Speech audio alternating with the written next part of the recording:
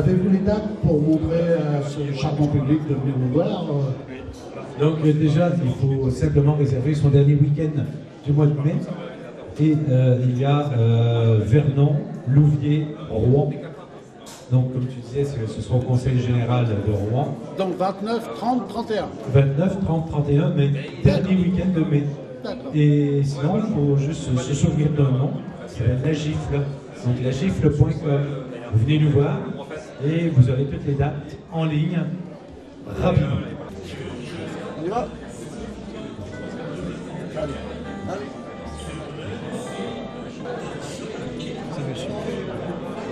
J'ai fait des films qui ne sont pas forcément très connus du grand public, qui n'ont pas eu forcément de grands succès, mais que j'ai apprécié au niveau du travail.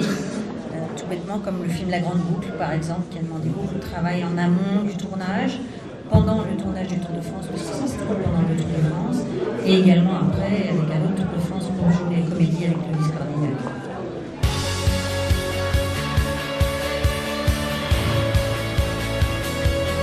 C'est tout simplement ahurissant, il est comme porté par ses supporters.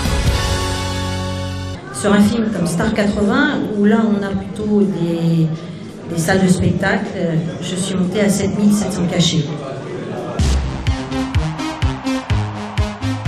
On parle de nous là, stars des années 80.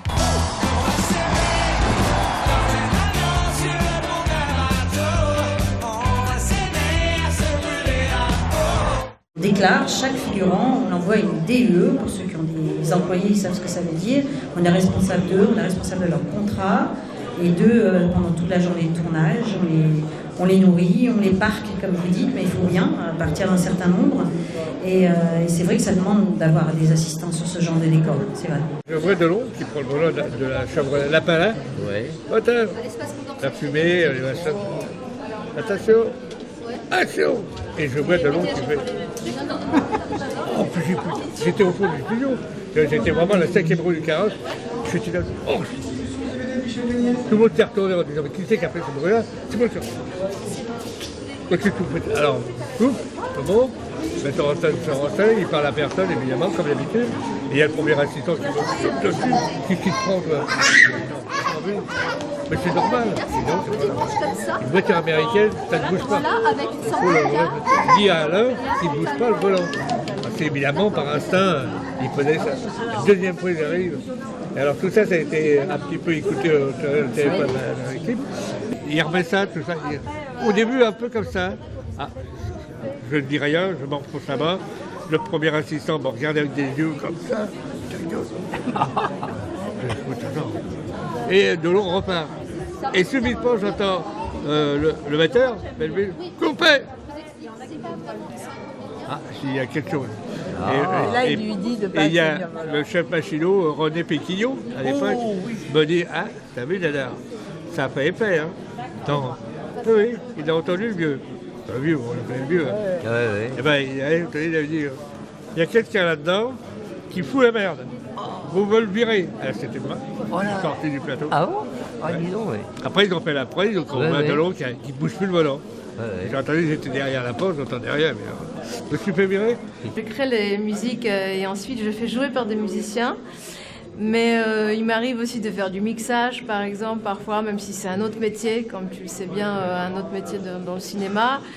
Mais le plus souvent, quand même, j'écris la musique et ensuite je la fais jouer par des musiciens en supervisant tout, parfois en dirigeant, parfois en jouant moi-même, parce que je joue du piano.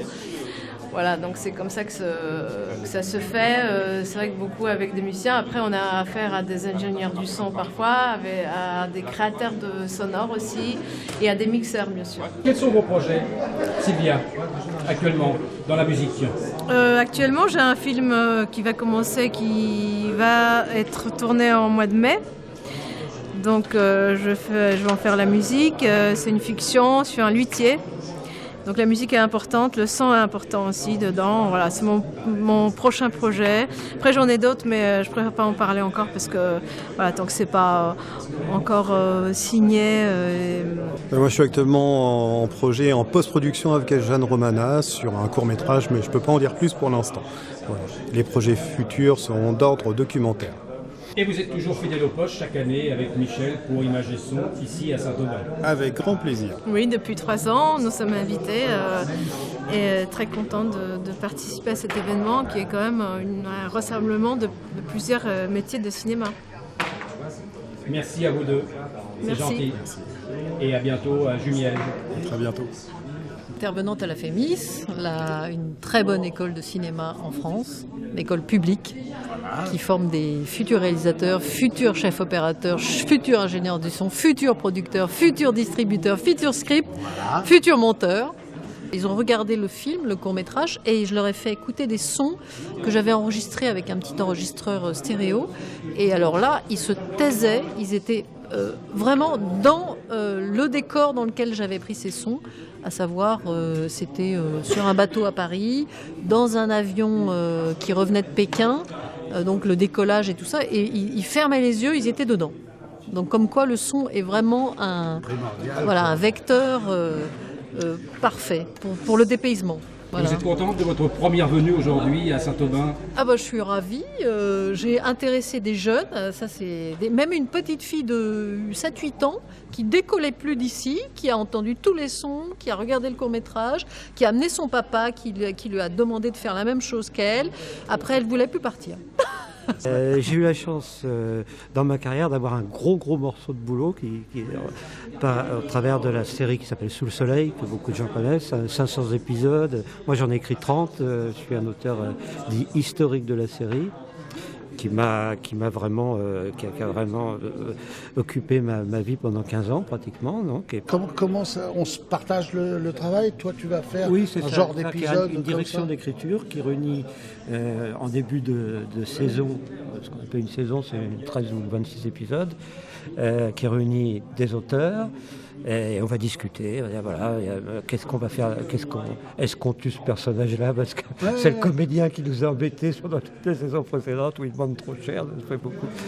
Non, mais je suis plaisante, mais voilà, on invente les destins des personnages, on crée de nouveaux personnages, et puis voilà, et à partir de là, les directeurs d'écriture écrivent comment on appelle ça s'appelle des outlines, c'est-à-dire des tout petits résumés qui dispatchent aux auteurs et voilà. Toi tu fais l'épisode temps et puis voilà. Donc on écrivait complètement chacun son épisode. On s'entendait comme les ronds en foire, donc en plus ça se passait super bien. Et c'est pas étonnant qu'on ait fait derrière, je crois, c'est pas seulement dû à nous, mais on a quand même fait 500 épisodes, ce qui est quand même unique au monde pour ce format, plus que Dallas par exemple. Donc, Pourquoi être passé d'un seul coup à l'écriture du théâtre? J'avais envie de faire du théâtre. C'était un désir, voilà. Parce que, en fait, ça c'était plutôt de la romance, des choses. Mais moi, ce que j'aime faire, c'est des scénarios bien rigolos, quoi. Donc, j'espère, tu liras, tu verras ce que tu en penses. Je pense que mes pièces, elles sont pas piquées des verres, quoi. Donc, il y a quand même un petit mot à dire parce que bon, on se souvient, il y a quelques temps, il y a eu quand même un titre à la une sur le Paris-Normandie, la venue de Michel Galabru. Donc c'était bien prévu qu'il ne vienne pas aujourd'hui suite à un tournage extérieur.